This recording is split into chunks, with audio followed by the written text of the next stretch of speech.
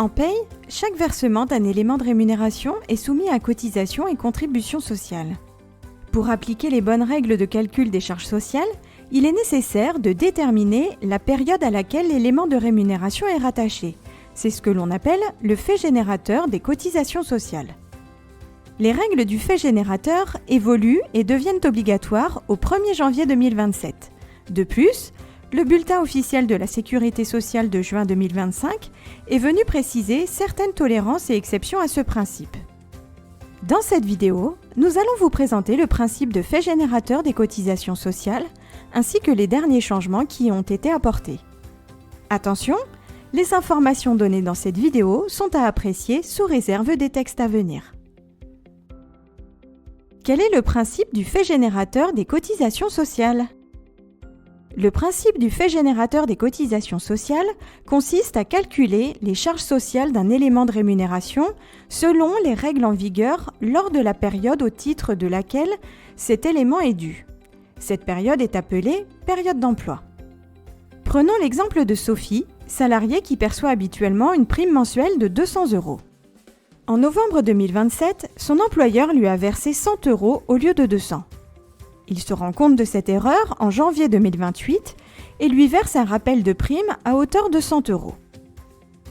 Les charges sociales de ce rappel de prime sont donc soumises au taux et plafond de la période d'emploi, c'est-à-dire novembre 2027. À présent, prenons l'exemple de Julien, salarié dans une entreprise où les négociations annuelles obligatoires ont lieu en mars 2027. À l'issue de ces négociations, l'entreprise a décidé d'augmenter les salaires avec un effet rétroactif au 1er janvier 2027.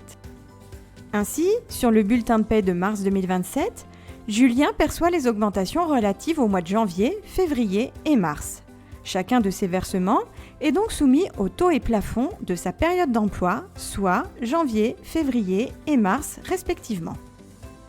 Quelle tolérance est prévue concernant l'application du fait générateur ? Le BOSS prévoit une tolérance pour les événements affectant la rémunération mensuelle qui sont pris en compte en décalé, tels que les heures supplémentaires ou les absences. En principe, les cotisations et contributions doivent être calculées selon les règles en vigueur à la période d'emploi. Cependant, la tolérance permet d'appliquer les règles en vigueur au mois de versement.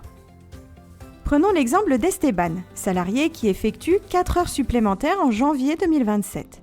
Ces heures sont versées sur sa paye de février, soit en décalé. Dans cette situation, l'employeur dispose de 2 options. Il peut appliquer le principe de fait générateur et calculer les cotisations et contributions selon les règles applicables à la période d'emploi, c'est-à-dire en janvier. Ou bien il peut appliquer la tolérance et prendre en compte les règles en vigueur au mois de versement, soit en février. Quelles sont les exceptions au principe de fait générateur ? Le BOSS prévoit également plusieurs exceptions au principe de fait générateur. Nous allons détailler 2 cas parmi les plus fréquents. La première exception concerne les éléments qui ne sont pas versés mensuellement, mais dont la périodicité est fixée par un texte de loi ou par convention collective, telles que les primes annuelles. Dans ce cas, le BOSS prévoit que les règles devant être retenues sont celles applicables lors du mois de versement. Prenons l'exemple de Gabriella, qui perçoit en février 2028 une prime conventionnelle annuelle calculée sur l'année 2027. Comme cette prime entre dans le cadre de l'exception prévue par le BOSS, elle sera soumise aux règles en vigueur au mois de versement, soit février 2028.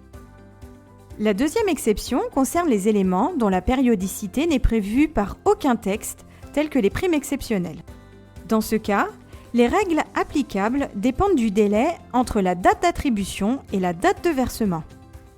Si le versement intervient dans les 3 mois suivant la date d'attribution, ce sont les règles du mois de versement qui s'appliquent. En revanche, si la prime est versée au-delà de ce délai, les cotisations doivent être calculées selon les règles en vigueur à la date d'attribution. Prenons l'exemple d'un employeur qui attribue une prime exceptionnelle à ses salariés le 31 mars 2027. Si cette prime est versée entre le 1er avril et le 30 juin 2027, les règles applicables sont celles du mois de versement. En revanche, si cette prime est versée après le 30 juin, le délai des 3 mois est dépassé et les règles à retenir sont celles en vigueur à la date d'attribution, c'est-à-dire le 31 mars 2027.